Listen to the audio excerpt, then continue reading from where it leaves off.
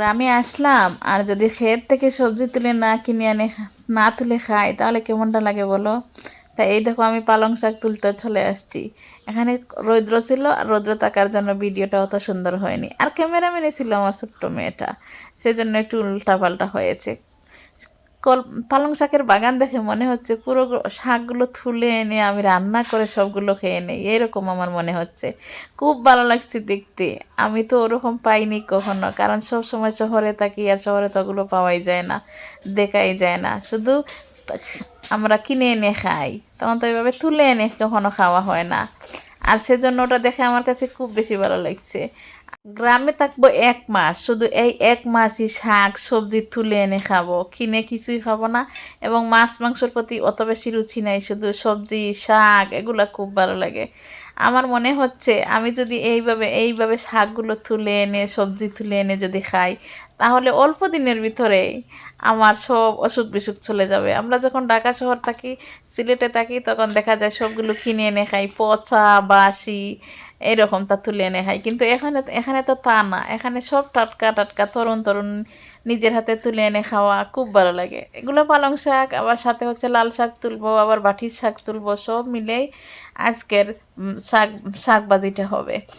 তো আমরা গ্রামে থাকি না, না থাকলে কি হয়েছে, আমার বাসুর ওগুলো ফলায়, আমার বাসুরেরই আবাদ, আমার বাসুরের তো আমাদের এক হাতেই সংসার, একসাথেই সংসার, সেজন্য আমরা এগুলা তুলে এনে খেতে পারি, কোনো সমস্যা নাই। আমি বাড়িতে না থাকলেও আমার বাসুর ফলিয়েছে, আমার বাসুরের জমি থেকেই তুলে নিয়ে খাচ্ছি। আমরা যখন বাড়ি আসবো আমরা নিজেরাই তৈরি করে নিজেরাই ফলাবো, নিজেরাই খাবো, কিন্তু বাড়ি নাই, সেজন্য সমস্যা নাই, আমি ওইভাবে তুলে এনে খেতে পারতেছি। তো কার কার এরকম ভালো লাগে আমার মতো সবজি তুলে এনে খাওয়া, শাক তুলে এনে খাওয়া। তো কয় পালং শাক তোলা হয়ে গেছে, এবার লাল শাক তুলে নেবো, একসাথেই দিয়ে দেবো। মিশানো শাক খেতে ভারী মজা লাগে, খুব ভালো লাগে মিশানো শাক খেতে। তো পালং শাকটা সিলেটে তেমন একটা পাওয়াই যায় না, এখানে এসে পালং শাক নিজের হাতে তুলে খাচ্ছি। পালং শাক আমাদের সিলেটে বেশি পাওয়াই যায় না বাজারে কিনতে, আর বাগান তো দূরের কথাই। তো এখানে লাল শাকগুলো একটু ছোটো ছোটো, খুব ভালো লাগছে। লাল শাক তুলে নিয়ে লাল শাকও তুলবো। তো শাকগুলো ছোটো ছোটো রয়েছেই, তারপরেও ভালো, ছোটো থাকার জন্য আরও বেশি ভালো হয়, মজা। খুব বেশি রৌদ্র ছিল উপরে, সেজন্য কষ্ট হয়েছে শাকগুলো তুলে আনে খেতে। দেখতেই তো পাচ্ছ রৌদ্র পড়ছে, আর রোদের মধ্যে শাক তুলে আনতে আমার ভিডিওটাও কেমন হয়ে গেছে। তো যাই হোক, লাল শাক তোলা হয়ে গেছে, পালং শাক এবং লাল শাক দুটো তোলা হয়ে গেছে, এবার ঘরে চলে আসছি। এই যে অলরেডি শাক তোলা হয়ে গেছে, নিয়ে আসছি। এখন শাকগুলা বেছে বুছে পরিষ্কার করে রান্নার জন্য, আর যে কয়টা পেঁয়াজও তুলে নিয়ে আসছি। পেঁয়াজের পাতাগুলো শাকের মধ্যে দিয়ে দেবো, পেঁয়াজগুলো দিয়ে শাকটা ভাজি করে ফেলবো, হয়ে যাবে। ওকে, দেখছো কিনা লাগে না, কত শান্তি গ্রাম অঞ্চলে। কিন্তু বাসা বাড়িতে কখন আনবে তখন রান্না, এর আগে রান্নার উপায় নাই। এই যে দেখো কত সুন্দর, আমি এই পাতাগুলো দিয়ে দিতেছি শাকের মধ্যে, আর হচ্ছে পেঁয়াজগুলো রেখে দিচ্ছি, পরে রান্না করব। আর এই যে দিচ্ছি, নিচে আছে এই যে মূলাটা, তোমার কই মূলা কই? এই যে একটা পাইছো, ছোটোটা নিচে আছে, পরে দেবানে, পরে দেই। এই যে শাক আমি এইভাবে কেটে নেব।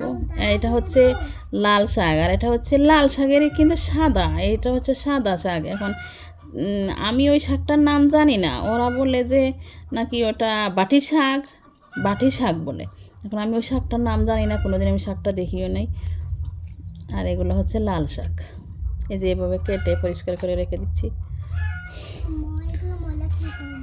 পালং শাকগুলো কত সুন্দর, তাই না? একদম টাটকা মাঠে থেকে তুলে আনা, কত সুন্দর।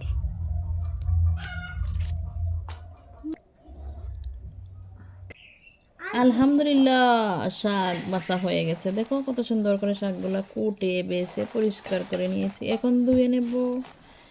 সুন্দর হয়েছে তাই না? কত সুন্দর হয়েছে।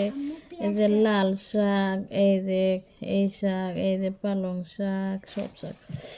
আবার এই যে শাক বাজানো পেঁয়াজগুলো, পেঁয়াজ আর শুধু কাঁচামরিচ কাটবো, আর হচ্ছে রসুন কাটবো, হয়ে যাবে। এই যে ওকে।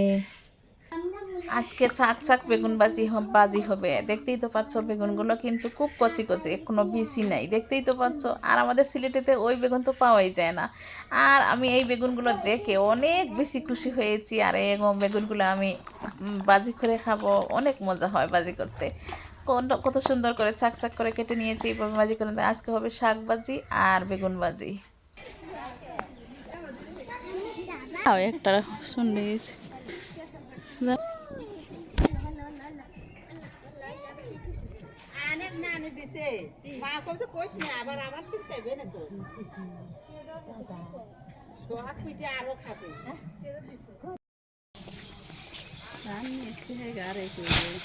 ঘোড়ার গাড়িটা কয়টা না হায় হায় জামাই বাইস্তা জামাইরি ধান জামাইরি ধান ওই বাড়ি, তাও ওই বাড়ি তুলে এবারে বাড়ি বাড়ি নাই। ও ধান ওই বাড়ির, হ্যাঁ ওই গাতা গাড়ি ধান কি লজ্জা, মানুষের শ্বশুর বাড়ি আসে ধানের ভার কানতে পারিনি, হাতে নিয়ে আসে ধানের ভার কানতে নিয়ে।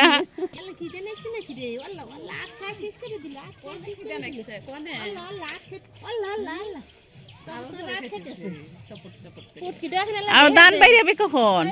এই যে কখন আজ বেরোবি না মান আজ বাইরে যাবে না। শুধু তো পালং শাক, লাল শাক ওগুলো না, দেখতেই তো পাচ্ছ লাল লাউ শাকের বাগান কত সুন্দর। দেখে মনে হচ্ছে যে সব আগা ডুগা কেটে এনে রান্না করে খেয়ে ফেলি। তাই সব কি একসাথে খাওয়া যাবে? খাওয়া যাবে না, একটু ধীরে ধীরে খেতে হবে। তাই আমার দেখে আমার এত ভালো লাগতেছে, লাউ শাকের বাগান দেখে খুব ভালো লাগতেছে। লাউ শাকের সবগুলোই খুব সুন্দর, সবগুলোই খুব সুন্দর হয়। মানে এদেশে মাটি ভালো, সেজন্য যে জিনিস লাগানো হয় সব জিনিসই ভালো হয়। আর এই যে এখন দেখতে পাচ্ছ একটা কচুগুলো কত বড় হয়েছে, তাই না? ফ্যান কচু বলে ওটাকে। আমাদের দেশে এই কচুটা খুব প্রিয় একটা কচু। পেঁপে গাছে কত সুন্দর পেঁপে ধরেছে। আর এই কচু গাছটা কত বড় হয়েছে, একটা গাছ না, এরকম প্রতি বাড়ি বাড়ি কচু আছে, প্রতি বাড়ি বাড়ি বাড়ি বাড়ি কচু, বড় বড় কচু আছে।